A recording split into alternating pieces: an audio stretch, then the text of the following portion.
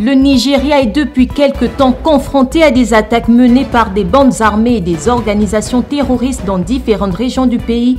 Dans un communiqué diffusé lundi, le porte-parole par intérim de la police de Sokoto, Ahmad Rufai, a fait savoir que des hommes armés à moto avaient attaqué 6 villages dans l'État. Au moins 30 personnes ont trouvé la mort. L'édition 2023 de l'Afrique-CEO Forum se tient à Abidjan, Côte d'Ivoire, pour définir une riposte africaine aux crises mondiales. Le plus grand rendez-vous annuel du secteur privé en Afrique a pour objectif de relever l'ambitieux défi consistant à transformer la crise en opportunité rapidement et durablement. Bonsoir à tous, très heureuse de vous retrouver dans ce 2030.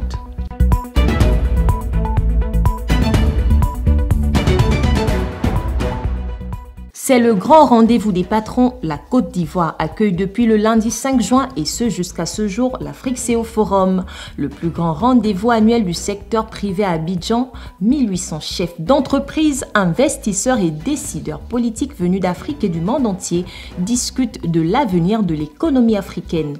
On fait le point avec John Zui.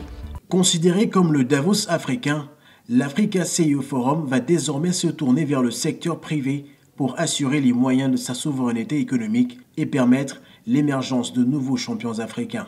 Près de 2000 décideurs sont actuellement du côté d'Abidjan, en Côte d'Ivoire, pour redonner à l'économie africaine une nouvelle direction beaucoup plus dynamique. C'est en présence du président ivoirien Alassane Dramane Ouattara que les travaux se sont ouverts. Le discours d'ouverture fait par le Premier ministre de Côte d'Ivoire, Patrick Achi, est empreint d'espoir pour la nouvelle génération, atout majeur du continent qui sera amené à relever plusieurs défis importants pour le rayonnement de l'Afrique à l'échelle mondiale. Ces défis imposent de toujours voir plus loin et plus grand, de mieux anticiper et mieux s'ajuster, d'agir plus résolument, plus efficacement, de façon plus concertée, afin d'infléchir l'histoire en notre faveur et pour nos générations futures. Alors, l'histoire sera généreuse avec nous, car nous l'aurons activement écrite. Au-delà des crises et mutations, nous faisons face à un autre défi de taille, l'extrême jeunesse de notre population. Cela peut être notre plus gros actif si nous y investissons, mais aussi notre plus gros passif dans un monde où les opportunités et les menaces de tout genre existent. En effet, selon les tendances actuelles, la population africaine doublera pour atteindre 2,8 milliards en 2050. Avec plus de 2 tiers ayant moins de 35 ans. Nous n'avons guère le choix que de mettre tout en œuvre si nous tenons à les rendre les plus productifs possibles, tout en évitant la fuite des cerveaux. Accélérer l'émergence de la prochaine génération des champions africains, c'est le thème de cette année.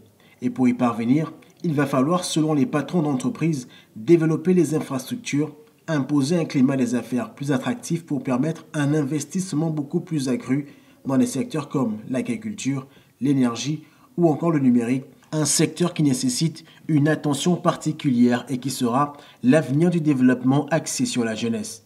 Des propositions acceptées par les investisseurs africains. Nous avons été rassurés par la vision déclinée par les autorités, notamment les autorités de la Côte d'Ivoire.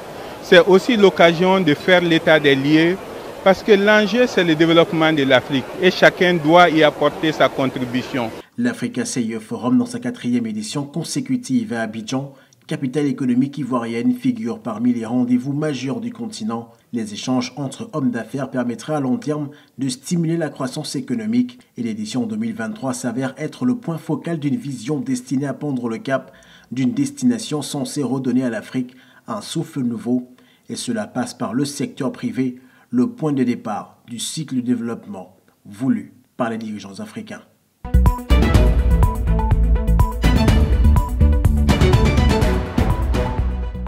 La béninoise Cornelia Guélé figure dans le top 30 de cette année dévoilé par Faubert Afrique des jeunes Africains qui contribuent au développement du continent dans tous les domaines. Je vous laisse découvrir les images. Dans l'édition spéciale de juin et juillet 2023, parue le 31 mai dernier, le magazine américain Forbes Afrique a dévoilé la liste des 30 Under 30. La béninoise Cornelia Laurence Glélé fait partie des membres de l'édition 2023 des 30 espoirs africains des moins de 30 ans qui contribuent à changer la donne de l'Afrique dans tous les domaines.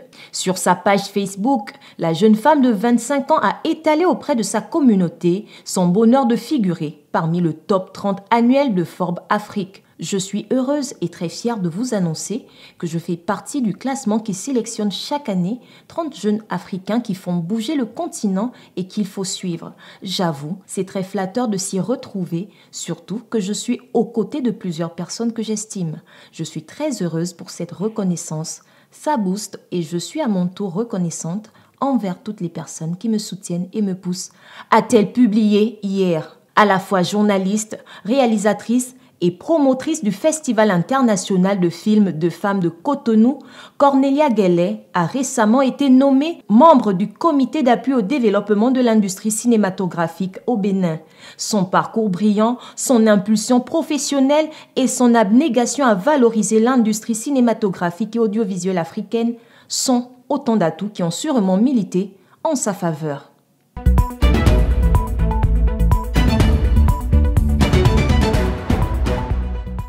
Je vous le disais en titre, au Nigeria, 6 villages de l'état de Sokoto ont enregistré au moins 30 morts suite à l'attaque d'une milice armée samedi dernier. Selon la police, il s'agirait d'un règlement de compte après le passage à tabac de plusieurs éleveurs dans un village voisin.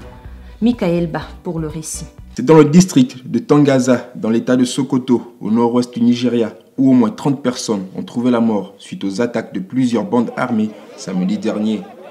Les villages de Raka, Bilingawa et Jaba paient le plus lourd tribut de ce triste bilan, avec un total de 21 décès. Selon la police locale, ces assauts sont le fait d'un des nombreux groupes d'autodéfense qui petit à petit se sont mués en organes criminels appelés localement bandits, perpétrant ainsi des pillages, des assassinats ciblés ou encore des enlèvements contre le paiement d'une rançon.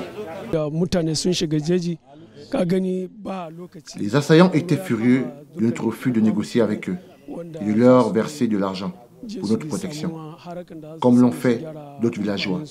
C'est pourquoi ils ont attaqué nos villages. Arrivés à bord d'une vingtaine de motos, les bandits ont tiré à vue sur les villageois. Au dire des habitants, le bilan pourrait être bien plus lourd. Abdoulaye Mansour, un habitant du village voisin de Gandaba, a déclaré que 36 personnes avaient été enterrées dimanche. Une allégation qui confirme les propos des natifs de Rakadoutse.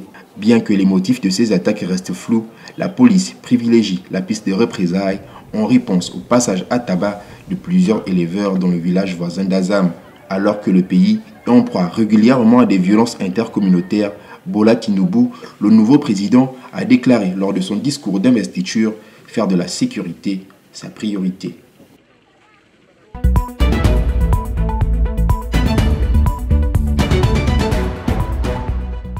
Enfin, une nouvelle réjouissante fin de cavale pour un maître coranique dans la ville de Touba, au centre du Sénégal. Mis aux arrêts lundi dernier, l'homme est soupçonné d'avoir violé 27 filles écolières et était en fuite depuis de nombreuses semaines. Connu pour son pèlerinage annuel de la confrérie des Mourides, le Magal, Touba, cette ville située à 194 km de Dakar, défraie la chronique depuis plusieurs semaines. Considérée comme sainte, elle est pourtant régulièrement le théâtre d'affaires de mœurs rocambolesques. Pour preuve, cette affaire dans laquelle un enseignant d'une des nombreuses écoles coraniques appelées Dahara est soupçonné d'avoir violé 27 écolières. Des agressions sexuelles qui, selon la police locale, se sont étalées dans le temps. Après plusieurs semaines de cavale, le maître coranique s'est finalement rendu de lui-même à la police qui l'a interrogé avant de le mettre à la disposition de la gendarmerie. Toutes mineures, les victimes se tairaient dans le silence du fait des menaces du présumé violeur avant que l'une d'entre elles ne se confie à sa grande sœur. Il nous a demandé de passer dans sa chambre. C'est dans cet endroit qu'il abusait de certaines d'entre nous. Les plus jeunes, il leur caressait le sexe et mettait son doigt. Les moins jeunes, c'est-à-dire celles qui étaient âgées de moins de 10 ans, il leur imposait la fellation. Quant aux plus âgées, celles qui ont plus de 12 ans, il couchait avec elles. Les familles, outrées par les faits, s'indignent également du mutisme des autorités qui, selon elles, n'ont rien fait pour appréhender le suspect. Si c'était une personne dont le nom de famille n'était pas Mbaké, la justice l'aurait appréhendé depuis belle lurette. Cette affaire, nous l'avons su depuis le dimanche qui a précédé le début du mois de Ramadan. C'est la fille d'une voisine qui a ébruité l'affaire. Déclarait la mère d'une des écolières violées. Espérant trouver un soutien psychologique pour leur fille, les parents se sont tournés vers les associations de défense et protection des enfants, d'autant plus que certaines d'entre elles n'arrivent même plus à sortir de chez elles ni à soutenir un regard.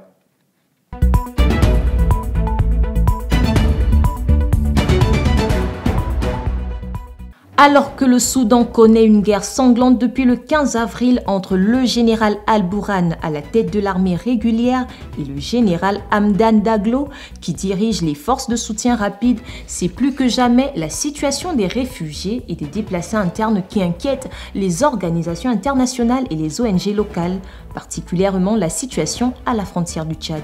Le commentaire est signé Karl Makamba.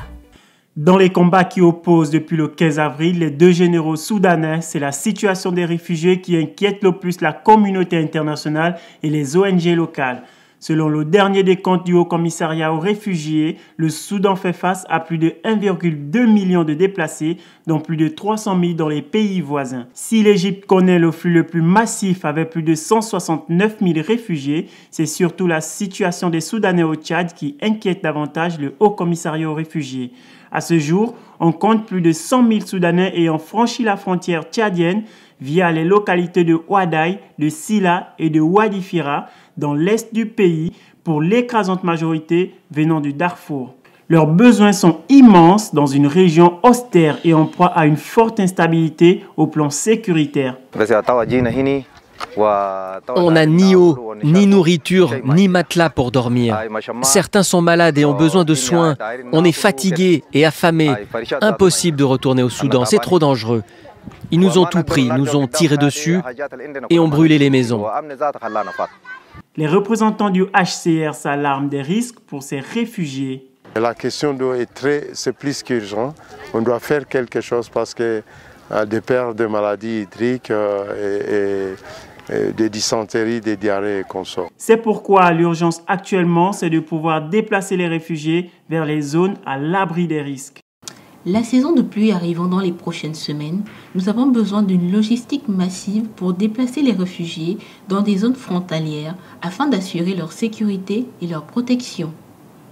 La responsable locale du HCR exprime un besoin urgent de financement et invite la communauté internationale à lui fournir ses moyens pour continuer à intensifier ses interventions et sauver des vies.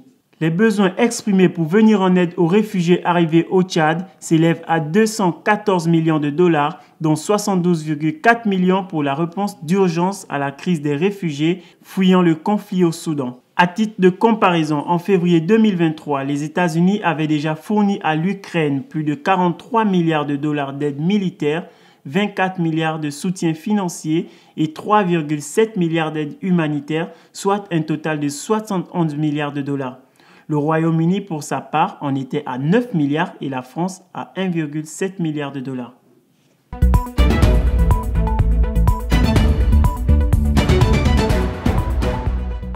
Redynamisons nos activités autour des boissons. C'est le thème de la deuxième édition du Festival des boissons locales en abrégé FESBOL. Il se déroule à Djamena, capitale du Tchad. Nos envoyés spéciaux, Martial Tsonga et Justin Bitégué, sont allés à la découverte. Belle ambiance festive ici à l'espace culturel Talinomanou dans le 6e arrondissement de la commune de N'Djamena. C'est la deuxième édition du FESBOL. Entendez, Festival des boissons locales du Tchad. Le FESBOL est le festival des boissons locales et le but est de promouvoir les boissons qui sont produites chez nous et également donner de la visibilité aux producteurs et aux jeunes entreprises qui œuvrent dans ce secteur. Par rapport à la première, c'est qu'on a profité des formations comme la gestion d'une entreprise avec les startups et tout. Et également, il y a eu encore plus des exposants que l'année dernière. Ici, tout le monde trouve son compte. Entre productrices de boissons locales et les consommateurs, le plaisir est au rendez-vous. Le Diala, c'est une boisson, c'est une bière fabriquée à base de mil rouge et mil blanc. On prépare ça, sans mettre au feu normalement, juste un peu et puis laisser fermenter. Le lendemain, on tamise ça, on prend juste du jus et on tamise avec un sac. Ça se filtre. Dès qu'on met dans le sac, les gouttelettes tombent. Et après ça, on met un truc de chez nous qu'on appelle ça le chai. Le chai de Djala. On met ça à l'intérieur pour laisser maintenant fermenter. C'est là maintenant que ça devient alcoolisé. Sinon, sans le chai, ce n'est pas alcoolisé. Cette boisson a la qualité comme la gala. On devrait aussi fermenter cette boisson, mais on n'a pas les moyens pour faire ça. Si les ONG peuvent nous appuyer pour qu'on exporte, ça nous fait fiers. Voilà. Promouvoir et consommer les produits locaux est le combat que mènent Christelle Beytoum Kouchidi et ses amis.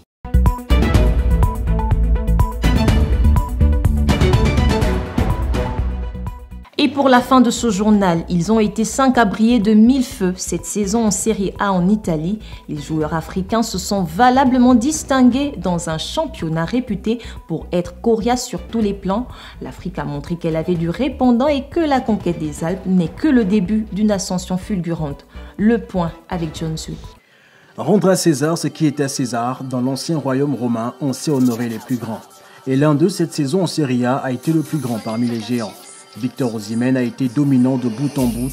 Puissant, l'attaquant nigérian de Naples a remporté le Scudetto et a fini meilleur buteur du championnat italien avec 26 réalisations.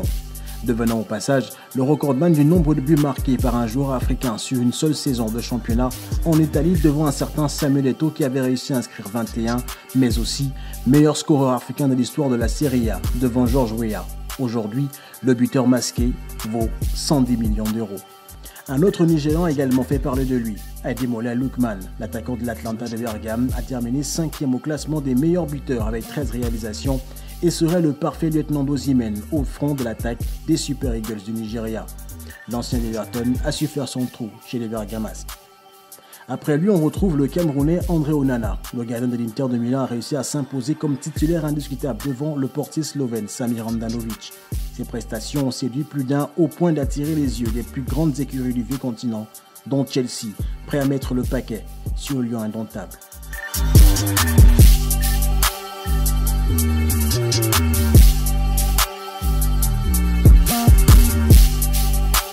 Son compatriote Franck Zambo Anguissa a lui aussi conquis l'entre jeune napolitain en devenant le maître à jouer des Gli Azzurri et de son entraîneur Luciano Spalletti. Le champion d'Afrique 2017 a réussi à soulever le 3e Scudetto de l'histoire de Naples, 33 ans après le dernier titre de champion. Il est le guide suprême de ce succès.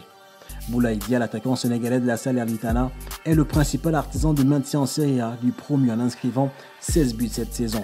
Le 3e meilleur artificier de championnat peut se targuer d'être l'atout majeur de Salernitana. Prêté par Villarreal, le buteur de 26 ans vient de se faire une place au soleil et est dans le viseur de la Fiorentina, autre club du championnat italien. Cette saison aura été celle de la révélation du talent du footballeur africain en Italie, même s'il a longtemps été négligé. Le championnat italien n'effacera jamais l'empreinte d'une saison 2022-2023 marquée par les meilleures séries africaines en Serie A.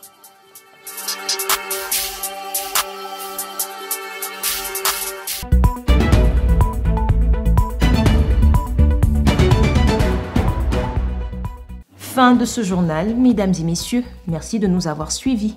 Merci de votre fidélité.